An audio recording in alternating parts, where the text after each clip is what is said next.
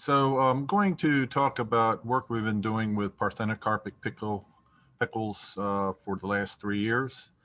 Then again, this has been a big part of our processing crop research program with the idea that parthenocarpic pickles are going to be more important and become more acres planted in our area. So we have several companies. Essentially, all the major pickle breeding companies are trying to breed parthenocarpic pickles. A number of them, one company in particular, is looking more for protected culture cultivation. The other companies are looking also for field production. The quality has been improving. I've been doing work over the last decade, and each time we get new varieties, they seem to be better adapted. Certainly worldwide, particularly if you go into Europe and Eastern Europe, former Eastern European countries, they're growing mostly parthenocarpic pickles. Parthenocarpic means they are seedless. They do not require pollination. However, they do require isolation from other types of cucumbers that are either monoecious or gynoecious, so that if they do get pollen from a standard cucumber or standard pickle, they will produce seeds, and that's not what we want. They do not need bees because of this, so you don't have the cost of bees in a field. They do not have pollinizers like you would with gynoecious cucumbers. So usually we have a 7 to 11% pollinizer of a monoecious type in our gynoecious cucumbers. You don't require any pollinizers. And because of all of these, there's a potential, all these characteristics, there's a potential for higher yield. They also have they set fruits in flushes. So you often get a better size or grade, colors usually better, and they oftentimes have fewer culls and are straighter. However, one of the issues, as with, have you seen with Emily's research on a number of different crops, is there's variable performance because of the different environments that we're growing them in. However, we do have potential for high yields. And so we're looking to see what is affecting those cucumbers. Heat, of course, is an issue with the parthenocarpic cucumbers, but we do have that potential for really high yields. So I'll just start off with what we've been doing. Each year we do a earlier planting and a later planting in small plots, usually 20-foot plots, 2 rows. So starting off, and the companies that we've been working with are Rixuan, Anonims, and Bejo. You can see that our yields vary from as low as 267 to 480 bushels per acre in this spring trial. You see the different companies there. So we'll note that and move on to our well, other things that you need to note are that we also do ratings on the grade outs. You notice those varieties in yellow have a very high cull percentage. You know, you're getting up to over a third of the pickles being culls. That's not desirable. And the other characteristic that we do rate is hollowness. And when you get any significant hollow, that's going to affect the processing or pickling process. So here we have, in this case, List had about a quarter of the pickles were showing some hollowness. So looking at the summer planted trial, again, the spring and the summer gives you different environments. Generally, we're planting the spring trial either in May or June, and then the summer trial we'll plant in July, late July. Again, a really wide yield disparity from the lowest to highest in our summer trial, from 122 bushels all the way up to 450. Looking at comparing with the spring numbers, you can see one of our standards, Bowie, went from 421 down to 278 again. And then this 53025, which has been it has been released as a numbered variety by Nunhams. You can see that it went from 311 to 450. So varieties are responding differently to these different environments, and that's what we're trying to figure out why. Again, looking at that summer trial, some varieties with significant hollowness, and those with very high culls. So these are information that we try to gather for all these experimental lines and test lines, as well as standards that we provide back to the seed companies. So this is what some of the earlier releases that what they look like.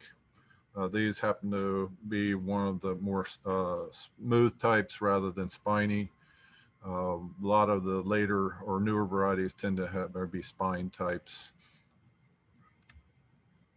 This is what those parthenocarpic lines look like. You can see that there's clusters of fruits here on 5 nodes. Adjacent nodes, you see 4 pickles, and you can see the same thing where we have these clusters. This is what we like to see. We would like to see we can get in some cases an average of 4 to even 5 pickles per plant, but that doesn't go across a whole field. Again, another one you can see here. This is one of the Rixuan varieties. This is a spine type.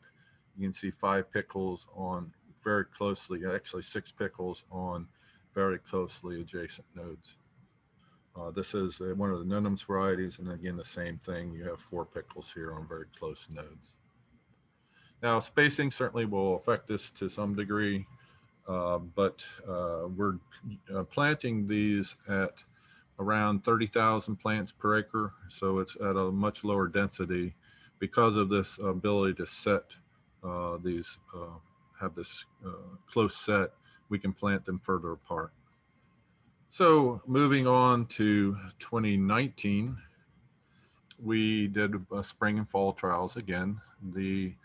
All these trials that we do for small plots are done at our Carville Research Station at the University of Delaware. Again, we try to plant in May when we can. Sometimes we get delayed by either weather or like this past year because of COVID. These trials are randomized complete blocks with 20 varieties, with the number of varieties that are entered with 4 replicates. They're all hand planted with 2 rows and 20 feet per row with 30 inches between rows. With parthenocarpic types, we do plant them at that half rate compared to the gynoecious type. So we're at 6 inches or 2 per foot. All right, so in this particular trial, we planted at the end, toward the end of May and harvested in early July. We have to do staggered harvests because they don't all come off at the same time. And in these trials that you see in 2018 and 2019, we're using an overhead irrigation, a linear irrigation system. Again, we range from a low of 177 up to a high of 410 in this spring trial in 2019. So again, a wide range of yields. In general, most of the yields were 250 to 280 bushel per acre, but we did get some, and you can see some of the numbered varieties and lists were giving us excellent yields in that trial. There is still an issue with the culls or crooks and nubs. You can see with Bowie and Gershwin giving us a lot of culls in this trial. In 2019, we planted our summer trial. We generally like to plant at last week in July. So this was planted on the 31st of July. Same design for all these. And we will harvest these in the early to middle of September. So some of the things that you can see here were, again, you're seeing high numbers of culls in Gershwin and some of the numbered varieties. We saw some excellent yields, but again, with the yield variability from a low of 151 all the way up to a high of 469 bushels per acre. So again, this variability between the different varieties is showing, again, we have a lot of ways to go on trying to get more stability.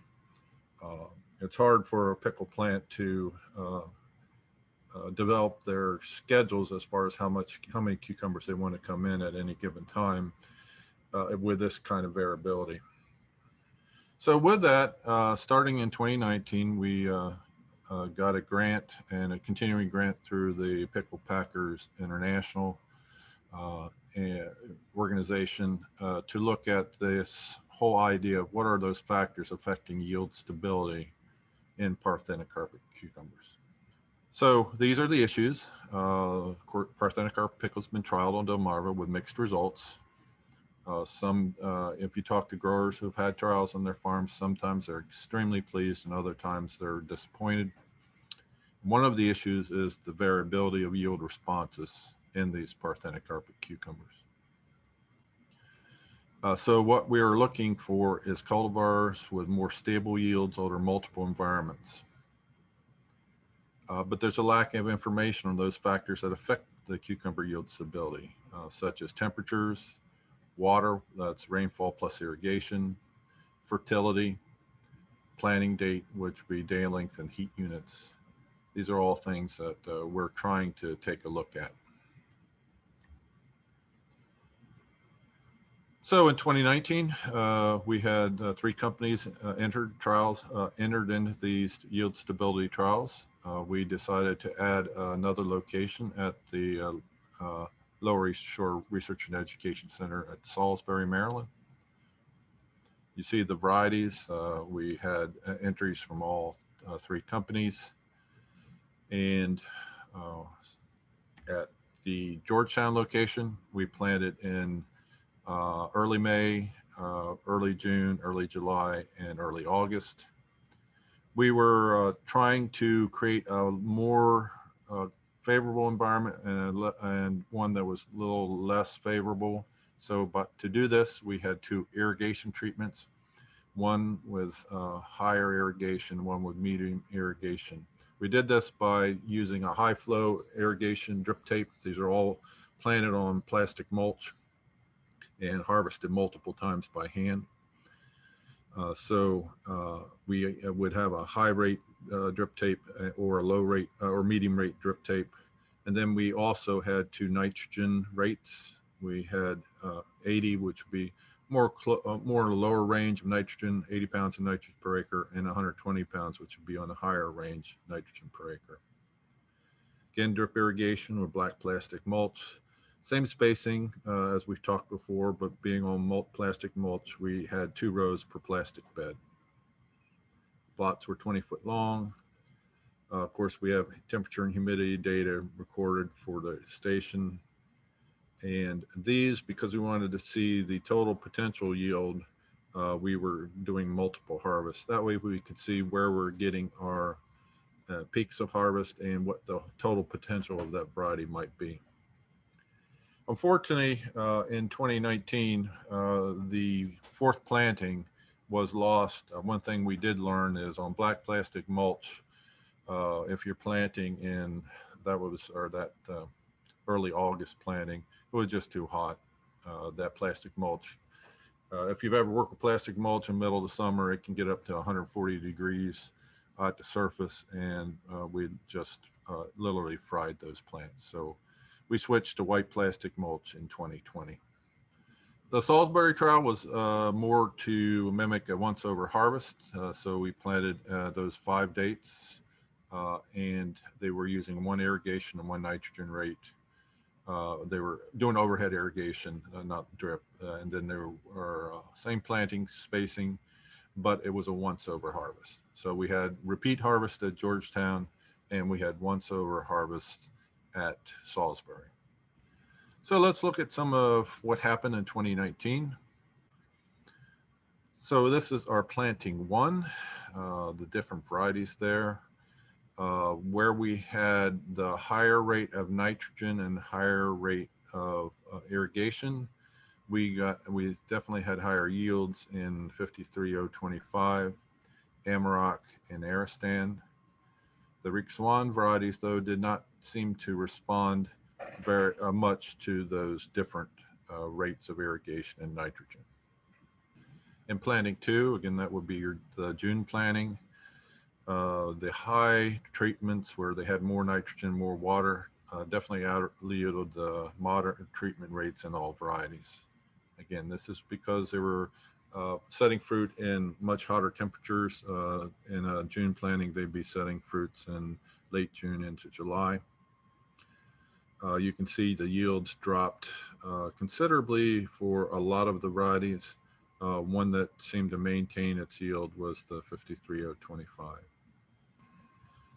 Planting 3, we saw steep drops in yields across all varieties. Again, likely this was a July planting due to hot temperatures. We did see the one variety that seemed to handle the heat a little better was Amarok. And just a brief summary table on the Salisbury Trials. These are total number of fruit per harvested row. You can see that we've got our highest yields under the less stressful conditions, and as we added stress, so the May plantings had the highest yields. The June plantings were more variable than you get into the late June planting and the July planting. And you can see we dropped our yields by about 2/3, going from a high of 4.7 pickles per plant, marketable pickles, down to not even one in some varieties. A colleague of mine at Michigan State took a lot of data that we all collected in these different trials that we talked about for the last 5 years, particularly these parthenocarpic pickles, to see what kind of interactions there were between the different sites. So he looked at Michigan, looked at Ontario, and at our Delaware trials. And in general,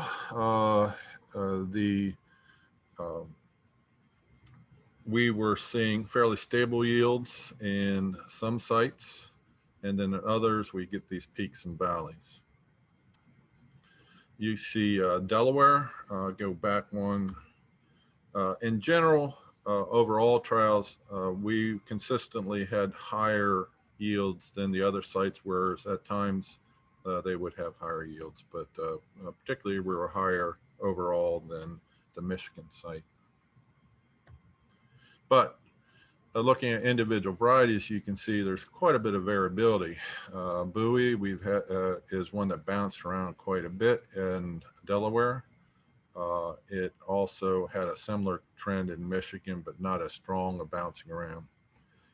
And Ontario, it was even looked like in certain years it would follow our trends here in Delmarva, and other years it wouldn't. So again, what you would expect when you have very different sites. Gershwin, same type of thing. We saw that in Delaware, it bounced around from a high to a very low. So again, looking at the other sites, similar type of things, but in different years, different types of responses. So bouncing around quite a bit. List we've had for the last 3 years. In Delaware, it's looked more stable than the other 2 varieties that we looked at. Although if you look at some other areas in Ontario, it's bouncing around quite a bit. So again, this yield stability is a hard thing to understand. All right, so we also did 2020 spring and summer planted parthenocarpic trials. We didn't get our early trial into June 8th due to labor restrictions. So same design as we've talked before. And what I wanted to show you, we also had a July planting. So again, June and July. You can see here that we had a lot of bouncing around, but one of the biggest thing you can see is that our June planting got hit by that late June and early July heat. So it had about 1/3 of the yield or 1/2 of the yield as our July planting. Normally we would expect our July planting to have some issues. Bouncing around, Lennon is one of the newer releases from Rixuan, and it went from 277 to 300, so it looked relatively stable. Gershwin 252 to 284, so stable, although relatively low yields. Whereas you look at something like 5025, it went from 194 all the way up to 521. So again, showing that environmental sensitivity. And that was small plot trials. Now for our yield stability trial, we had 4 dates, May, June, July, and August. Again, we did not have 2 irrigation programs. We had 2 nitrogen programs though. And we did a similar trial as we did in 2019, and 2020 was similar to this. What I wanted to show you is looking at this table, you note those are numbers harvested per plot at each one of those dates, planting dates. And then what I really want you to look at is the SD, that's your standard deviation. That's a measure of how variable the yields were across those 4 dates. So looking at each one of these, absolute had a fairly stable yield. Lowest were in that first planting, but oops. And then you can look at some of these that we really got some extremely high yields, and we've seen this with, we already showed this with our yield stability, those graphs, how buoy can hit home runs, but it can also have low yields. So of all those, List was the one that had the most stable yield across the different planting dates, and had the highest overall bushel yields. So we saw this with that other graph from the different states where we're seeing a fairly stable yield with List. So at least for now, that seems to be a variety that's showing some yield stability. Again, for this part of the work, I would like to acknowledge our pickle packers, Rixuan, Nunnums, and Bejo, Emily Zobel at the University of Maryland for taking care of the Maryland trials, and my crew that helps harvest these pickles. It's a major effort to hand pick all these, and of course our farm staffs. We have a new grant I just want to briefly talk to you about. It's research on new and reemerging processing vegetables in Delaware. Where emphasis is going to be placed on crops where the companies have shown an interest of trying to source from Delaware. Example would be beets, or crops that complement existing processing plant schedules. So whether there's early spring, late fall, and specific summer niches. And past crops where there's renewed interest in Delaware sourcing, and of course crops with mechanical harvest potential, and that will compete with field crops for profitability. So the first thing we want to do, working with you, the industry out there, is to have a survey of company representatives, and also talk to growers. But first start with the industry. What are they interested in? What would they like to see possibly produced from our region? And then ask what research priorities there would be. So in the recent times, we've included sweet potatoes, beets, Swiss chard, white sweet corn, horseradish, colored bell peppers, edible potted peas, carrots, onions, fresh shelled beans, fresh cut leafy greens, broccoli, summer squash, and winter squash. These are all vegetables that there's been some interest in as possibly producing for the processing market in Delaware. And I'm sure there are plenty more other than those. So the first part, once we get a list of varieties, we'll start doing variety and advanced breeding material trials for those that I identified, and try to also include multiple planting dates and locations. And then a big part also will be 3 years of yield and quality optimization studies with selected crops. And then once we get this information, we can use this as base recommendations for Delmarva area. And finally, we always have this need for developing crop budgets. So as we get information for these newer or re-emerging processing crops, part of our objectives are to develop detailed crop budgets. With that, this is my information, and certainly can open it up for any questions. Again, we'll be continuing to do the yield stability work in parthenocarpic cucumbers. It looks like we're identifying at least one variety that seems to be more stable. And again, with the idea that we want to have a crop that we can, across planting dates, we can produce equivalent yields and quality. And of course, for the industry, with this new and re-emerging processing crops, we would definitely will be seeking your input on what would be those crops.